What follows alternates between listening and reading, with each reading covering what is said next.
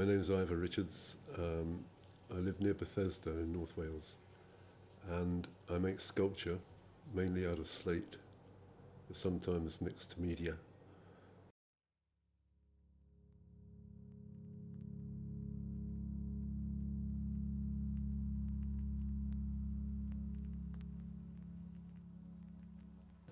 The reason I got involved in carving slate was on arriving in Bethesda. I realised that, in fact, slate was very abundant, the quarry, Penryn Quarry and so on. And initially it was a free material, which I could just glean off of the slate tips, which is what I did. And that carried on perhaps for the last, when I first got involved in carving slate, it was probably about 15 or 20 years ago. So on and off, I've been working slate ever since, with varying degrees of success. Slate has a tendency to split, as you know, that's why you get roof slates and so on. And periodically, unless you really check that there's no fault lines in the slate, which you can do quite easily by tapping it with a metal chisel or something, and it will ring if it's good and free of faults. If it's a dull kind of thud, then that's more of a problem. It probably means that there's a fault in it. And you could spend, because sometimes I can spend maybe, well, in the very intricate pieces, time demanding, could be 3 or 4 weeks. And if after 4 weeks of working on a piece of art, you hear this ominous crack, you know that it's got a fault and it's rubbish. So that's all that works down the tubes. Doesn't often happen, but it can do. So slate is an interesting material. It has its fors and against.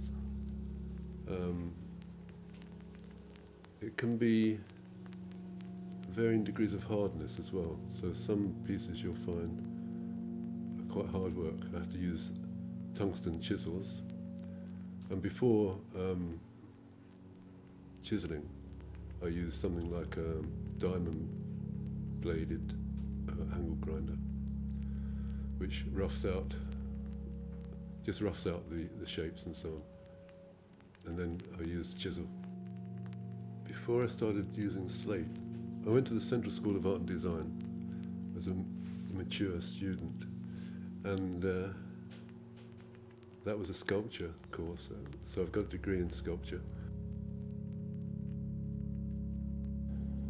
My initial involvement with slate, apart from the fact that it was abundant, was a course that was run in Bethesda by a quarryman's son, actually.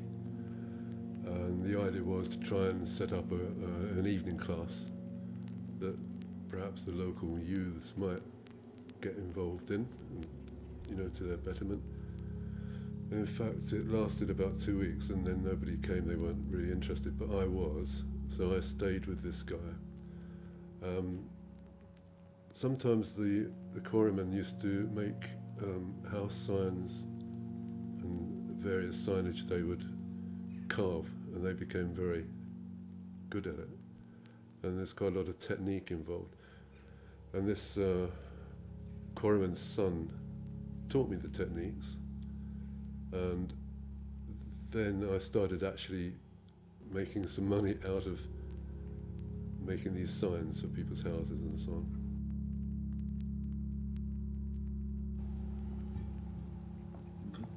The piece of work, this piece of work in particular, it typifies something actually, I think.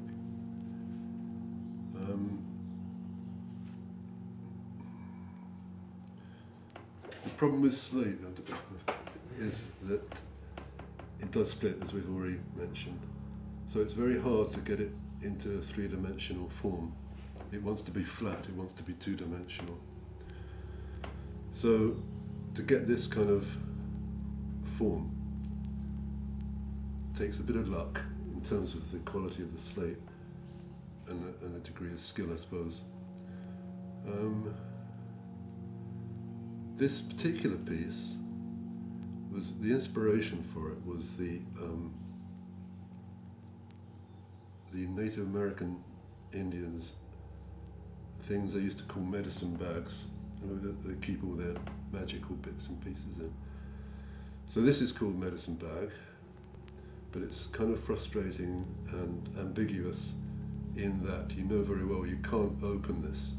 It's a solid slate, and yet the implication is that within that form there's something else that is ambiguous,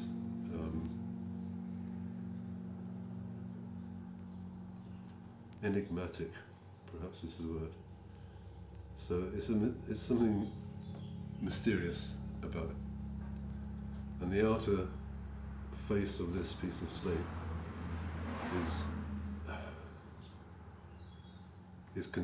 contains something else. And that's quite a strong theme through a lot of my work, in that I'm treating the surface of the slate as a kind of skin, behind which there's something else. So it's like a veneer, almost.